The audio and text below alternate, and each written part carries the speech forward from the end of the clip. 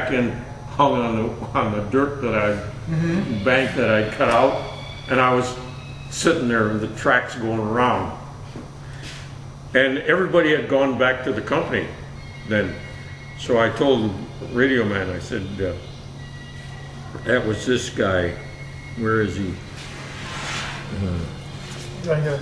Yeah, I told him, I said, John, call the captain and tell him I'm stuck over here. Send the retriever tank over.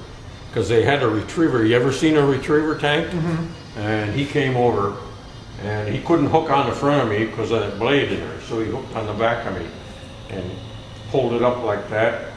And the blade was up as high as it would go, and it pulled all the dirt that I dug out and pulled it down in the bottom of the drain again. And he pulled me out of there. And then I said, thanks very much, guys, for getting me out of this mud hole. And the captain saw me when I got back, and he said, what did you need that retriever for? I says, I was stuck down in the gutter there that I was digging.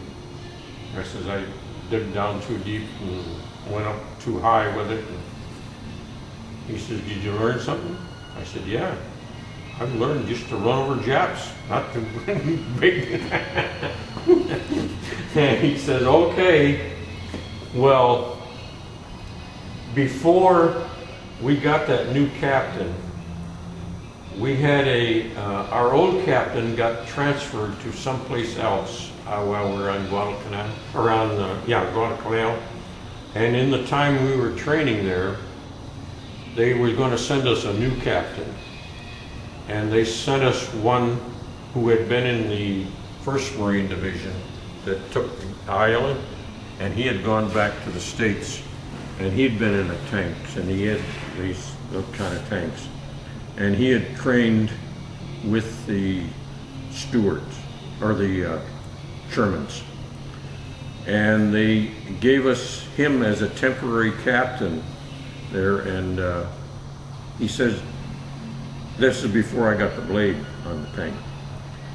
And he says, we're gonna go out there in this big grassy field, and he said it's about 1,000 yards from where we start up to the jungle. And it was really a jungle. And he lined all of us up, all 18 tanks. I was right in the middle. And he says, go down first gear, and you guys, all you guys in the turret, fire at something down there. Fire your 75s. And he says, when we get down there, we'll see how much damage you do and if you did the right damage, what you were aiming at. We got down there and we were only about this far. We stopped. He ran us up that close to the thing. Just room for us to climb out, and that was the jungle right there. So everybody, we got out and looked at their damage they did, and the captain came back and he said, okay, everybody get in your tanks. We're going back. We're going to do this again. He says, see if you can improve on your things. So everybody had to back up and turn around. And I was waiting for orders, from the captain. And we sat there for about 10 minutes. And all of a sudden he says, okay, Bob, back up with the left brake. And I backed up with the left brake because I couldn't see, back. And when I turned around, I saw all our tanks sitting in the line, firing line up there. And I says, are we a target for those guys? He says, no. And he was talking on the radio to me, and those guys couldn't hear our radio because it was talking inside. And he said, go back and go around the tanks and come up in your parking area. So I started out in 1st gear the same way we went down there. And he said, shift up into 2nd gear. So I put the throttle down, and then I shifted up to 2nd gear. And he says, go on up into third gear. And it was just kind of rolling ground like this. These other guys, I could see them because I wasn't buttoned up. I was sitting there. And I could see all these tank guys out there watching us come back. They had all gone back in first gear. And here I was coming back in third gear. Hauling butt. Yeah. Yeah. And it was going like this, you know? Yeah, suspension was working. And Yeah. Got it. And when I got within, 50 feet of the front of the line, I gave it like this and went around. And I was slowed down in the first gear because I was making those turns. And I was running at full throttle in first gear. When I came up to here, I just pulled back on the brakes and the tank moved like this.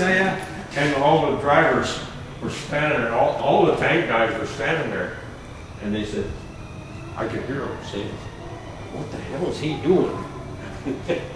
The captain climbed out, and then I was shutting the engine off, you know. And he says, hey, let's see, I was a corporal at that time. And he says, Corporal Driver, come out here. And he was standing there just like your son is there.